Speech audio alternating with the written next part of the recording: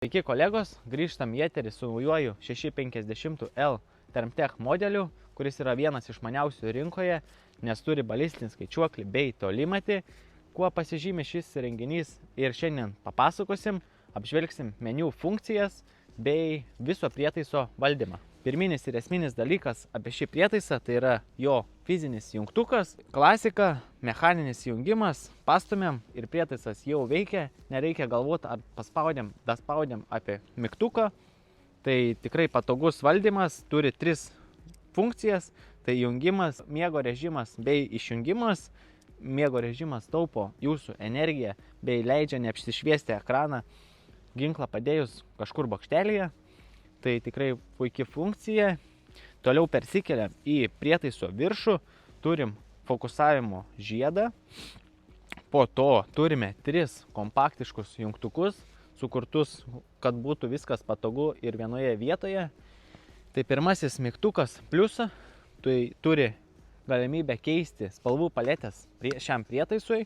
Sekantis mygtukas M funkcija, tai 2 kartus paspaudę atidarom visą meniu langą, bei galime valdyti viską iš ten.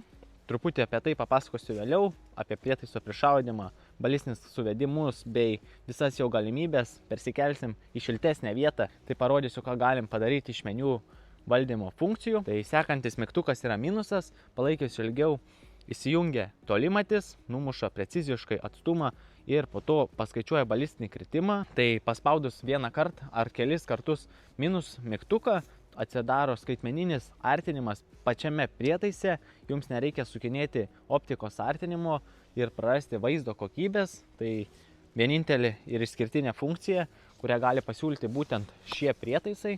Toliau persikeliam į lęšį, tai turim 50 mm lęšį bei integruotą tolimatį ir balistinį skaičiuoklį virš lęšio, kuris neužstoja vaizdo. Truputį persikėlus žemiau turime bateriją, kuri persistumia į begelius ir užsiklipsuoja. Baterijų komplekte turime ne 2, tai apytiksliai baterija veiks apie 5 valandas, priklausomai nuo oro sąlygų bei jūsų naudojimo tolimačio intensyvumo, nes jis tikrai jama energijos. Patogiai įsistumia, įsistato ir užsiklipsuoja ir prietaisas paruoštas naudojimui. Sekantis dalykas tai yra standartinis sriegis, kaip ir daugumai prietaisų rinkoje. Tai tikrai surasim bei sukomplektuosim jums norimą žiedą. Dažniausiai tai turime 2 opcijas, tai greito nuėmimo arba standartinį žiedą, kuris klipsuojasi iš karto ant jūsų optikos arba dedasi su greita jungtimi, kurią aš pats ir pasirinkau, nes man ši funkcija daug patogesnė, leidžia pereiti iš vienos vietos į kitą nuėmus prietaisą, taip viską atliekant saugiai ir pagal įstatymus. Tai dabar parodysiu trumpai, kaip viskas veikia meniu. Tai 2 kartus paspaudžiam M raidę oranžinį mygtuką per centrą, turim visus valdiklius, parodysiu pačius pagrindinius. Tai būtų pagrindinis, tai yra zeroing, tai prišaudimas, turim assist line, tai yra horizontalios ir vertikalios linijos nustatymas, tai susivedam pagal savo dieninį taikiklį, kad būtų prietaisas tiksliai sumontuotas ir neturėtų jokios paklaidos. Turim X ir Y ašį, tai šone pridedu X ir Y ašį, kaip atrodo matematiškai ir kaip ją reguliuoti. Po prišaudimo nepamirštam kiekvieną kartą įsaugoti savo parametrų ir grįžti į pagrindinį meniu. Turime failus, kuriuos galime pasižiūrėti tiesiogiai per patį prietaisą, ką nusifilmavome. Sekantis ir svarbiausias prietaiso nustatymas tai būtų balistinis skaičiuoklis.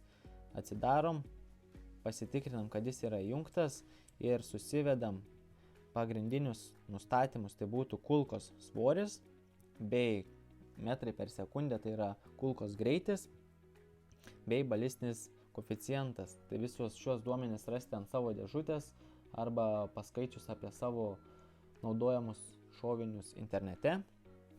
Tai tokie parametrai norint susivesti savo balistinį skaičiuoklį. Nepamirštam taip pat įsaugoti po suvedimo. Spaudžiam back, grįžtam į pagrindinį. Na ir dar vienas svarbus aspektas, tai ką prietaisas šis turi, tai zoom funkcija, kuris skaitmeniškai artina pačio prietaiso ekraną. Jo dėja negalime parodyti per programėlę, nes šią funkciją galime matyti tik gyvai žiūrint per patį prietaisą. Tai įsigijus šį prietaisą nepamirškite susivesti būtent dienio tinkliuko su šio prietaiso tinkliuku, nes zoom funkcija veikia nuo būtent šio kvadratuko.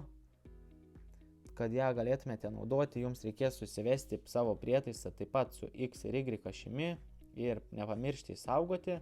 Turime spalvų paletę, galime pasikeisti kryžiuką. Šį kryžiuką matysite, kai paspausite filmavimo funkciją.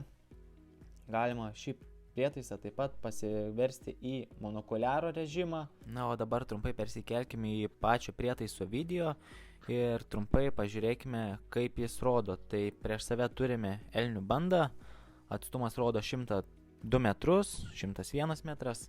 Tai vaizdas tikrai detalus ir kokybiškas, po kairę matom raguotą elnį, tai ragai tikrai matos puikiai. Tai štai ir kitame video pavyko užfiksuoti taip pat keletą raguotų elnių. Atstumas nėra didelis, standartiškai 100 metrų, matom puikiai ir detaliai ragus, nes dauguma klausia dėl ragų, tai štai atsakom į jūsų klausimus. Tiesiogiai su video įrašymu, tai jie matosi. Turime taip pat kitą video, kur matom didžiulę bandą elnių. Video detalus, oro sąlygos buvo vidutiniškai prastos, sakyčiau, truputį lašnojo lietus, bet vaizdo kokybė tikrai niekur nedingsta. Keletą spalvų palečių pakeičiam, štai matom baltą vaizdą, įšilusius gyvūnus. Na ir pabaigai turime šernų bandą ant kukurūzienos, tai dabar pademonstruoju, kaip veikia tolimatis. Tai kaip matote, paspaudus ir palaikius ilgiau vieną mygtuką pirmąjį, tolimatis suveikė, turime 179 metrus ir pasidaro automatiškai korekcija ekrano, na ir tada galime atlikti taiklų šūvį. Tai tiek šį kartą, jei turite klausimų, drąsiai kreipkitės į mus, patarsime, pakonsultuosime ir padėsime įsigyti.